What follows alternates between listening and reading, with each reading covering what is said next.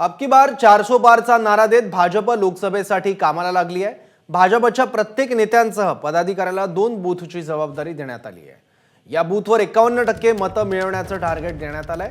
याच अनुषंगाने भाजप प्रदेशाध्यक्ष चंद्रशेखर बावनकुळे नागपूर जिल्ह्यातील कामठी विधानसभा क्षेत्रांतर्गत 28 आणि 29 क्रमांकाच्या बूथवर बैठक घेत आहेत। याबद्दल त्यांच्याशी संवाद साधलाय आमच्या प्रतिनिधींनी, पाहूया।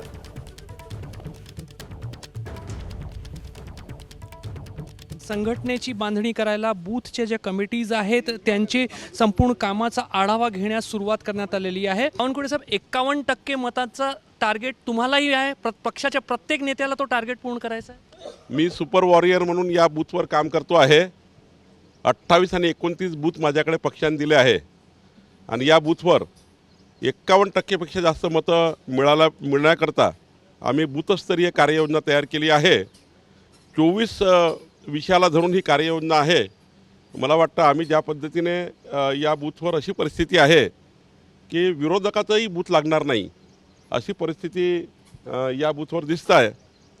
जो बूथ लावणार आहे काँग्रेसचे त्यांना आम्ही विनंती करणार आहे की मोदीजींच्या गॅरंटीवर विकसित भारताकरता आम्हाला यावेळी सहकार्य करा। आम्ही त्यांना विनंती करणार आहे, पण आमच्या बूथ अध्यक्षांनी सांगितलं की ते काँग्रेसचं बूथ लागणार नाही आहे, त्यामुळे त्यांनी विचार केला आहे काँग्रेसच्या लोकांनी की यावेळेस मोदीजींना मत देण्याचं। कुठेतरी भाजपनं बूथ लेवलवर ही निवडणूक लढवण्याचं ठरवलं आहे आणि त्याला परफॉर्मन्सची जोडलेला आहे। त्यामुळे कार्यकर्त्यांना, पदाधिकाऱ्यांना परफॉर्मन्स करून दाखवावाच लागणार आहे। कॅमेरामॅन अतुल हिरडेसह रजत वशिष्ठ, एबीपी माझा, नागपूर।